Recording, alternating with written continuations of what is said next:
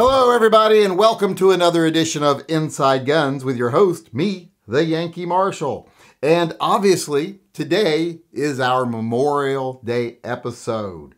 So today I want to spend some time talking about those we honor on Memorial Day. I want to spend a little time talking about the military, and I want to spend a little bit of time talking about how you can honor those that have fallen. Because remember, this isn't Veterans Day. It's not the day to honor the people currently serving or the people who previously served then returned. It's a day to honor the people that served but didn't get to come home. You know, those that died in the line of duty. So I want to talk today, how do you honor those that have already passed?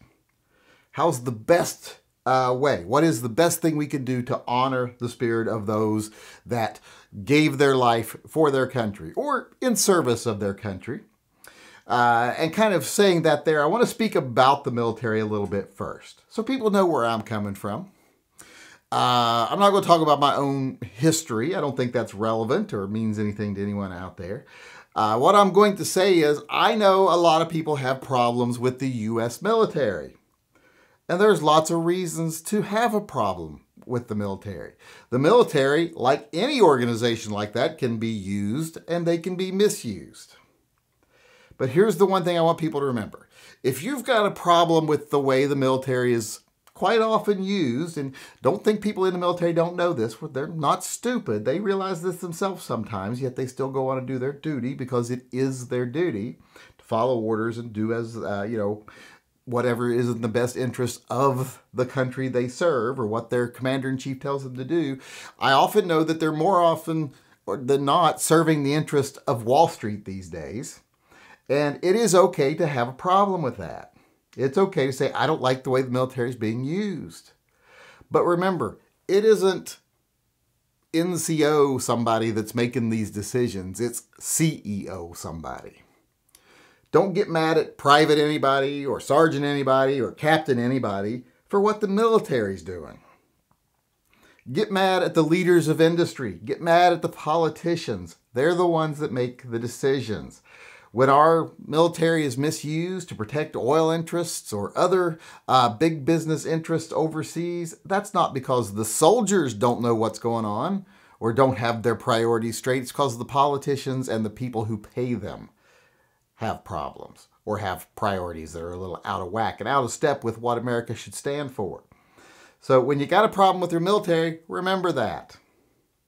Now, I'm also going to say I am not someone that deifies the military.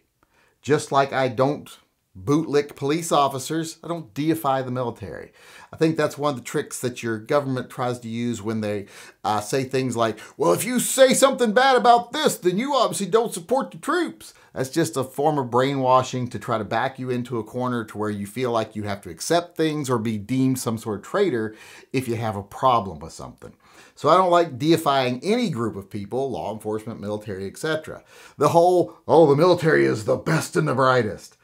Well, anybody who's been in the military knows that, yeah, sometimes, but not usually. Usually it's just ordinary, everyday people.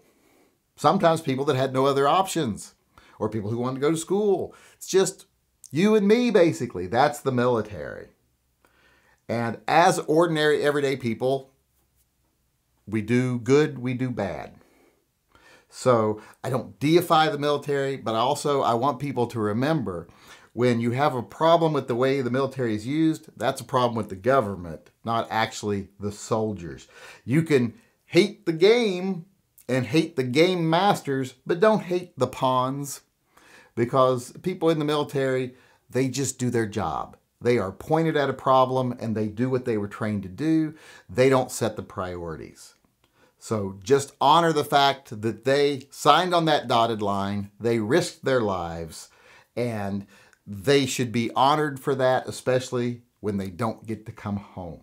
And when they do get to come home, we should honor our contracts with them, regardless of how you feel about the military.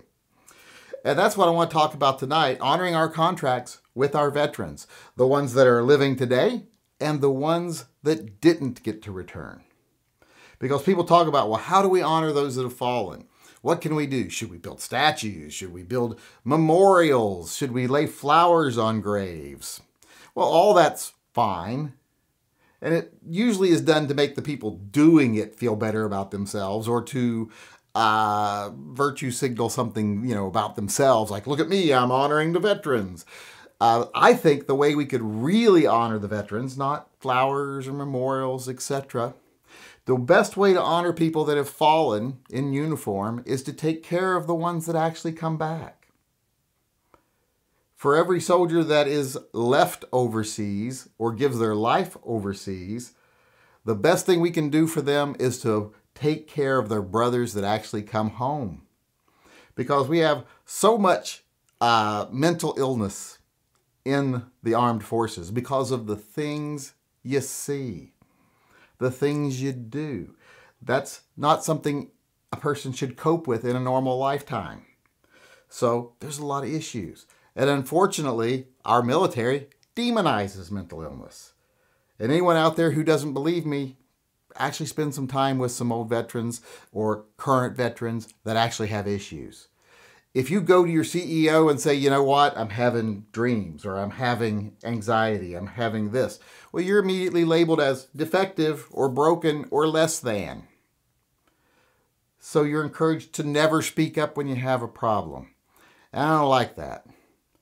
We need to be giving our veterans the best of care, not just caring for their bodies so they can go out and fight again, so they can go out and stand between, a foreign power and an oil field or whatever, but also take care of their minds. Take care of them to where they're emotionally healthy, mentally healthy. And when they are not, don't treat them like they're broken. Treat them just like they have appendicitis or a cold. When a soldier has a cold or a blister, you take them off duty for a while, you treat the issue, and when they're good, they go back. Do the same with mental health. Don't demonize it, treat it.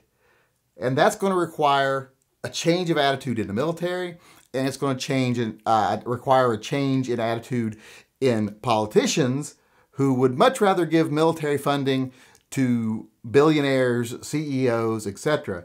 If you scrutinize how much money we spend on military spending, military defense, if you look at what percentage of what we spend just goes purely into profit for corporations, it has grown exponentially since the 60s. It used to be where this was the budget and this was how much came out for profit. Now this is how much is actually spent on anything, and this is how much is profit. That's not good. That money should be spent on our veterans, making sure they have housing when they come back, or at least opportunities for housing. Making sure they have job opportunities, maybe offering incentives to business to hire veterans again. Doing stuff like that, making sure that their mental health is sound when they return. Stuff like that. That's the best way to honor, or at least one of the best ways, I think, to honor our fallen veterans, is to take care of the ones that are still here. They signed a contract with our country. They did their job. Now let's take care of them. Let's honor that. So that's, like I say, one great way to honor our veterans this year. The other way I think we can honor our veterans every day, and I don't want to just say like Memorial Day. That's so often I see that's the one day the politicians do something, or the people put their flags out, or whatever. It's the one day of the year they got to go do something for the fallen, put something on a grave. It should be year round. And just like with the taking care of the veterans that survive, should be year-round. The other thing I think we could do, which is probably the best thing we could do, or at least the second best thing we could do to protect, depending on what your perspective is here, to honor our fallen veterans, is to protect the things they fell for. The reason they served their country. Protect the values and the principles that the military is supposed to stand for. Freedom, independence. A government that doesn't control your life. Our founding fathers never really wanted a standing military because they're afraid a standing military would start to serve the politicians and the government and not the people. So if we want to honor what America is supposed to stand for, we should make sure that we protect the freedoms that the military is supposed to stand for. Protect your Second Amendment rights. Protect your First Amendment rights. Fight for those. Fight for the rights of every person in this country and keep it free. Don't surrender freedom for perceived safety. Don't take the easy way out. Don't say, well, you know, the principle's there, but it's just too much work to fight for this stuff. No, fight for it. Fight for the Constitution. Stand up. When someone in this country is doing something that's reprehensible, that goes against our core values of equality and every person is equal and everyone should have the same rights and everyone should have the same freedoms and the government shouldn't invade our lives, stand up every time you see someone go or act counter to that. Don't just do it when it affects you or affects a group of people you agree with. Do it all the time. Don't be a hypocrite. Don't get online one day and talk about freedom and blah, blah, blah, and then the next day, we got to crack down on these people I don't agree with. Because that just makes you a hypocrite, doesn't make you an American. So, I know this has been rambly, and I wanted to keep this short and sweet because I just wanted to make it just about the veterans today, just about those that have fallen, just about how to honor our fallen veterans, and also to say, you know, the military's people.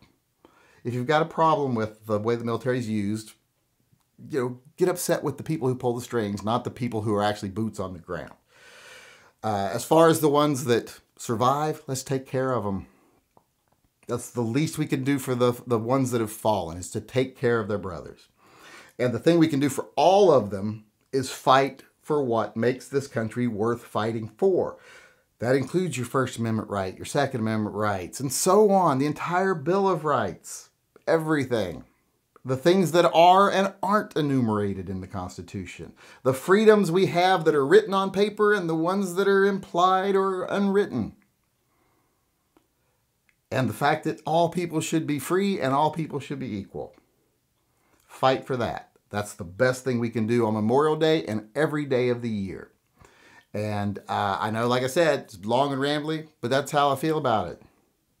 I get sick of seeing the people virtue signaling with their wreaths and their, you know, they're saluting the graves one day a year and their flags they fly one day a year and all this other stuff. Or even the ones that just put a flag out every day, but don't ever do anything to defend what it stands for or even understand what it stands for. My grandfather used to say that the people who wrap themselves the most tightly in the flag are often the ones that have no idea what it stands for. Which is why I never trust anyone that wraps themselves in a flag. If I see people standing around and they got Star and Stripes hat on and, you know, a shirt that's made out of like a flag, which I find as a desecration, I don't trust that person. I doubt that person knows what the flag means.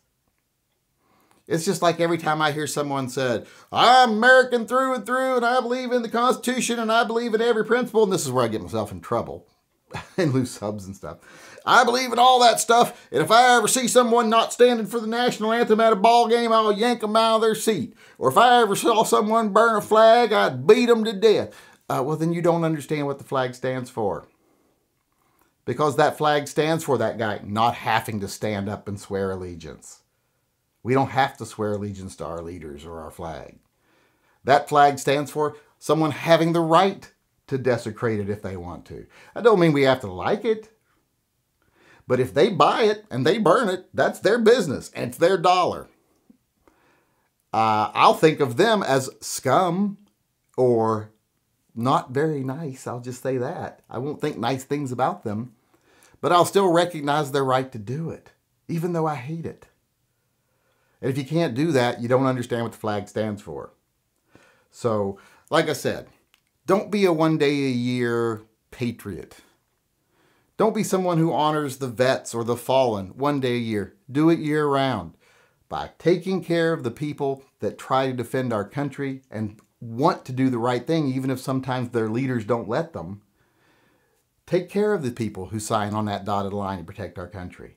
And every day of the year, protect our rights, and not just the rights we care about for ourselves, but all of them for everyone.